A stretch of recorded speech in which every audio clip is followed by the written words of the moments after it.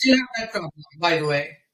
So intellectually, I still suffer from that problem. So it doesn't running in all different directions, So it's not. But I'm still, it's a work in progress. But I've come to see that as a strength. I've come to see that as a part of my way of doing things. Whereas early on, I was like, I was trying to be like, no, I need to give all my energy to everything, or I need to choose one thing or two things. And now I'm like, no, there is a way forward, but you have to. It's a difficult journey, but you should not give up who you are.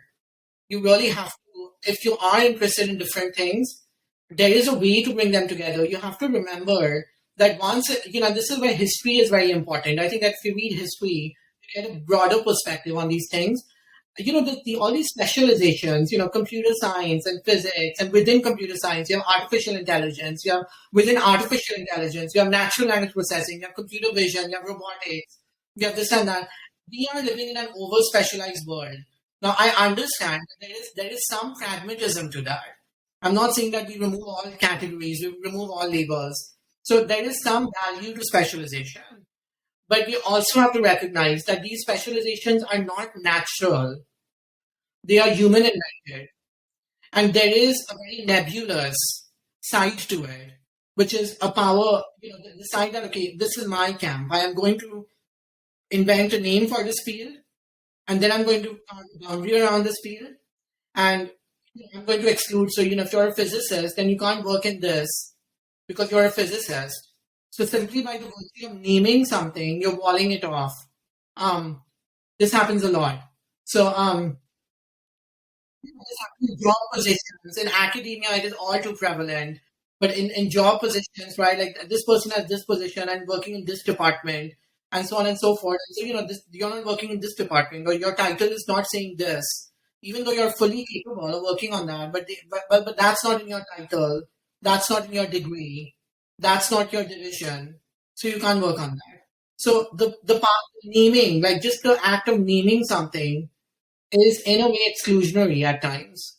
And so we have to recognize that this is not, specialization and over specialization are, as much as they have some utilitarian function, they also have a bureaucratic and sort of this, sort of power grabbing, exclusionary, bureaucratic role slash, aspect to them. So when you start seeing,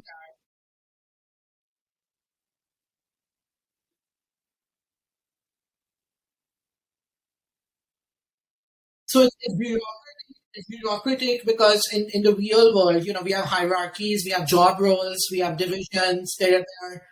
It's not free flowing, right? It's the organization, even today, even startups, even organizations that claim to be very nimble, they do have all these titles, they do have functions, they do have, so that is kind of one way of walling off, right? So you're naming all these things and you're listing all these things, and you have these titles and divisions and so on, and there's a hierarchy on top of that. And so there's a very natural bureaucracy that sort of emerges, and you have to navigate the bureaucracy. You can't this or that because it goes against policy, or it's not, you know it's not your job function, it's not your role, it's not in your title, it's not this or that. So that is purely a bureaucratic function. It's a function of bureaucracy. It happens everywhere. One of the interesting things that you might want to know is, so when you look at all the great empires, the Roman Empire and some of these other empires, it turns out that there's a very real case to be made that the reason why these empires became so weak over time. And ancient Egypt is another one. So Egypt, the Roman Empire, they became the way they did because of bureaucracy. There was an implosion. It wasn't really, they became so bureaucratic.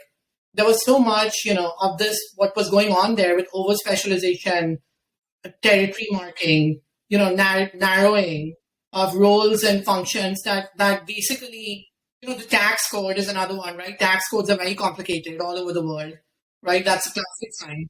Huh? No, tax code, the laws that govern taxation. Right. Yes. Very complicated. In most places in the world, there are loopholes and this and that. And it's not supposed to be like that, right? So the thing is that when that happens, you can sort of sense that that the writing is on the wall unless the bureaucracy simplifies. So what I'm saying is that when you have these kind of over specializations, that is one of the hallmarks of bureaucracy, and it almost make you think that if you're not over specialized, there's something wrong with you, that you're not doing things the right way. That is the implication, right? And you can see how nebulous that is. It's kind of given to you as ground truth without any argument. You're just told that from the very beginning, and you see it all around you, and so you kind of feel like that must be true, right? Like we never questioned that. Um, no one really questioned that. The only way you do question that is if you go back and look at what used to be. That's really, that has to be your guide, not the presentism of what's happening now, but you have to go and look at the long arch of what happened before, and you learn from those. Yeah. So, well, and you have practical experience, right? I mean, that you have practical training, which we underestimate in our educational system. That is the kind of thing we underestimate, which drives me nuts. I mean, when I hire PhD students, I mean, I'm so unconvinced by the system that I can't. I have a very hard time actually, hiring a student if I don't know them beforehand.